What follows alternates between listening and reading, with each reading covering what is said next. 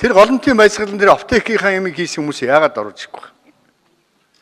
Тэр нь ч оролцсон энэ сумын базараас эхлээд хүмүүс байна шүү дээ. Яагаад оруулж ирэхгүй вэ? Би одоо энэ улс төрд нэг ойрхон нэг 500 орчим хүн байгаа. Монголчууд жоохон шүү дээ. Хин хаана юугаа нуугаад иддэг, хаана хинтэйгээ нийлж яаж хөвөлдснэг. Энэ Эрдэнэс 5-7 дээр онц байдал тогтоо ихэд манай 5-6 гишүүн, засгийн газрын гишүүн тогтоохгүй гэж хамгаалсан гэсэн шүү дээ. Хулгаагаал нуух гэж байгаа үстэй. Одоо энийг бид тав маргааш гаргаж зарлана, шалгуулна.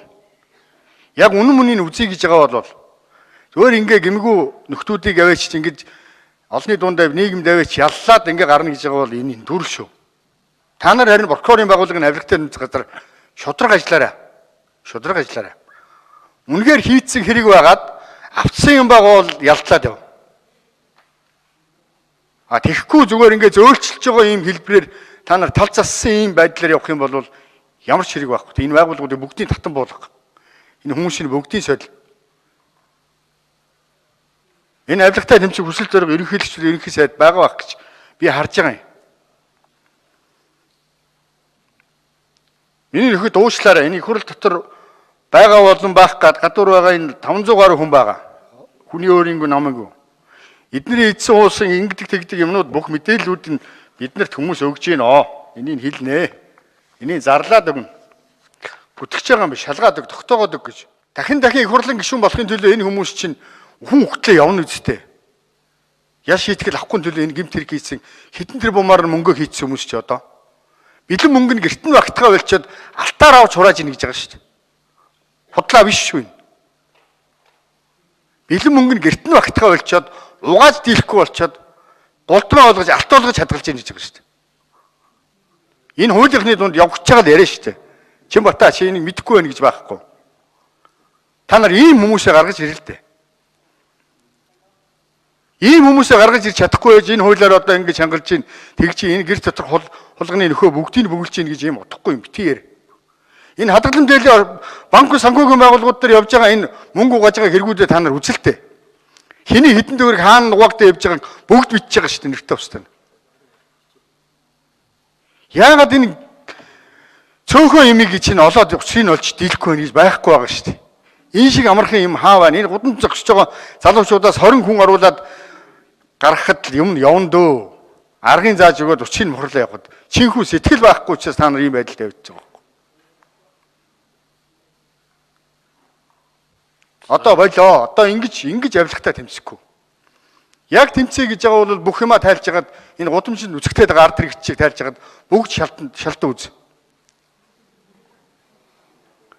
Нэг хэсэг нь хуулиар өөрсдөө хамгаалуулсан, албан тушаалаар өөрсдөө хамгаалуулсан. Нэг хэсэг нь гудамжинд дамжлагтай тэмцэнэ гэдэг ингээд явна гэж байхгүй. Энэ төр орший гэж байгаа бол өнөөдөр. Одоо өнөөдөр бид нар энийг зэгцэлж авахгүй бол дахиад 20 жилийн дараа цусаар хуйлаач энэ авилгачтайгаа тэмцэж чадахгүй шүү. Цусаар хуйлаач. Баян оосны ялгаа чинь туйлдаа хөрнө. Тэр цагт энэ энтэх шиг кастинг системээр энэ ус ч өөрөө орно. Энэ 5-7 дээр орсон энэ явж байгаа мөнгөнд дүнтэй холбоотой энэ юмнууд бол энэ олон сая тонн нүүрс сулгаа хийсэн бол энэ зохион байгуулалттай бүлэг гэмт хэрэгэ. Энийг яриад байгаа. Тэр хил дээр ажиллаж байгаа бүх байгууллагууд зохион байгуулалтанд орсон байна гэсэн үг. Тагнуул, хил, гайл, иргэний ариат, мэрэгжлийн хяналт. Одоо нөгөө удирдлагч нар ингээд алсын удирдлагтай машин хамгаалж эхэлж штэ. Энэ алсын удирдлага нь ордон дотор байгаа. Энэ ордон дотор байгаа хулгайч нараа та нар өнөөдөр энэ хуулиараа хамгаалж үлдчихээн. Одоо энэ төр хороо нэлээд ухстай үзмээр байна. Энэ өнгөрсөн хугацаанд 2010-аас 10 оноос хойш 22 жилийн хугацаанд 86 сая буюу 12.8 их найт төгрөгийн нүүрс зарсан байна.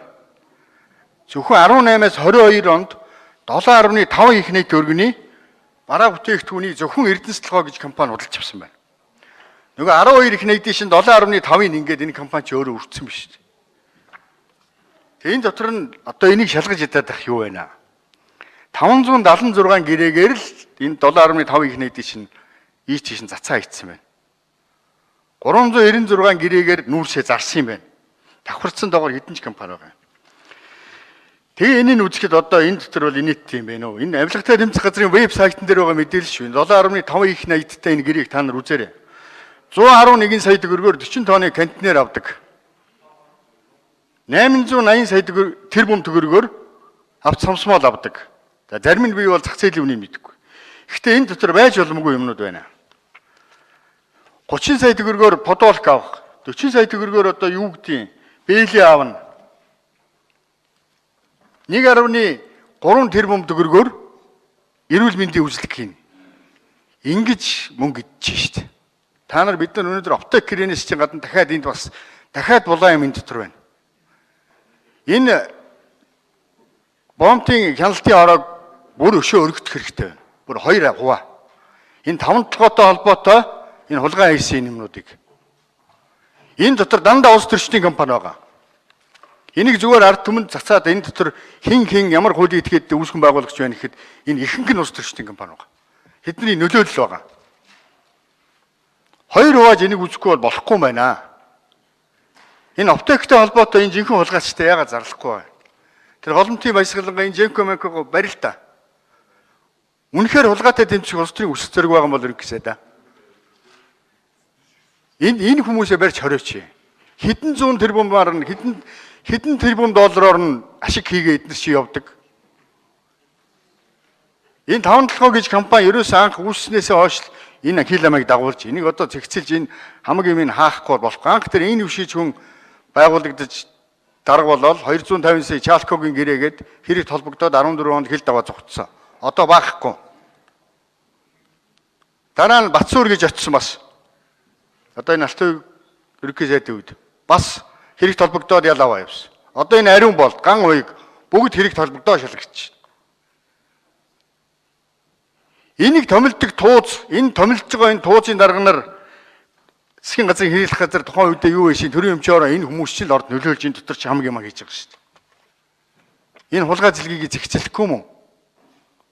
Энэ зүгээр нэг өнөөдөр нүүрсний хэрэг биш. Яг үүндээ бол ард түмэн энэ гадаа нүүрсний чи утааг нь идэж байна. Энэ хэдэн хулгайч нар хамаг утаа нүүрснийх нь мөнгөний идэж байгаа байхгүй. Ичихгүй бол энэ хулгайч нар юм ярихгүй бол би одоо энийг гаргаж зарлая шүү. Жигсаал тараахаа төвл хийгээд ингэж яг хооронд чинь хулгайч нар чинь зүхтааж штт. Одоо тэр голомт банк чинь богдхан төмөр зам 1 км-ийг 11 саяар доллараар барьна гэсэн гэрээг устгацсан санамж жижиг байгуулсан ингээ мэдүүлэг өгөө явж штт. Ийм л биш дээ. Жинхэнэ хулгайч нар чинь цаан чинь нуугдж үлдчихээн. Энэ хооронд хугацаа өгж байна. Ийм юмны төлөө ингээд бид нар энэ суугаад авах уу? Улсын хурл гадаадд бүх асуудлыг л авч хэлцэх бүрий хэрэгтэй. Энийг одоо ингээд хэдүүлээ хараад дуугаа суугаал 5-7 зүүн бай 1 сая доллар. 5-7 гашуун сухай 5 сая доллар. 1 км замын өртөг. Богдхан 1 км нь 11 сая доллар. Ийм харилцан адилгүй ингэж идэж ууж болох юм уу? Энийг та нар хүлээн зөвшөөрч байгаа юм. Энэ ямар өртөгтэй километр, ямар өртөгтэй зам баригдаад байгаа юм. Тэгээ ханги мандал 5-7 ямар өртгөөр барьж байгаа юм. Тэр бол бодиттой өртөг. Хувийн зардлаар барьж байгаа учраас. Энийг тооцоо гаргахад энэ дээр хичнээн төгрөгийн завчаа хичнээн тэрбум долларын ашиг хийж байгааг нь харагдаж байгаа шүү дээ. Ийм байлаар юмтай ингээ эвлэрээ явах юм уу? Тэгээ нэг сургууль цэцэрлэг гимлэгийн барилга ярихаараа булаацалтал цаагуур чинь тэрнээс чи хэд дахин илүү мөнгө чи идэж ууж штэ. Энэ газрын баялаг ард түмний өмч юм бол энэ өмчөө хамгаалал да. Та нар баг ард түмэн гэж өөрсдөө ярьдаг үстэй. Энийг хийхгүй юм уу? Одоо энэ хулгайч нартайгаар тэмцээл та тэгээд. Би хэлээд байгаа шүү дээ. Өнөөдөр бид нар энэ боломжийг ашиглаж бид нар энийг дарж авахгүй бол маргааш нөгөөдөр энэ хулгайч дахиад байна. Дахиад ган уйгийн оронд өөр нэг ган уйг очиод хулгай хийнэ. Өөр ган уйгийг томилсон дараагийн хүн нь очиод хулгай хийнэ. Энэ байдал чинь 10 оноос хойш давтагдж байгаа гэж хэлээд байгаа шүү дээ. Энэ бишээс хойш. Энтэйгээ эвлэрээд ингэ суух уу та нар? Энэ зүгээр нэг өнөөдрийн нэг 5-7 асуудал биш шүү. Ер нь Монголын бүх газар баялагтай холбоотой мөнгө төгрөг явж байгаа бүх газар хулгайг үргэлжсэн байна. Удахгүй энэ Монгол улс Азийн Зимбабwe гэдэг нэр авахар хэмжээнд очисон биш үү?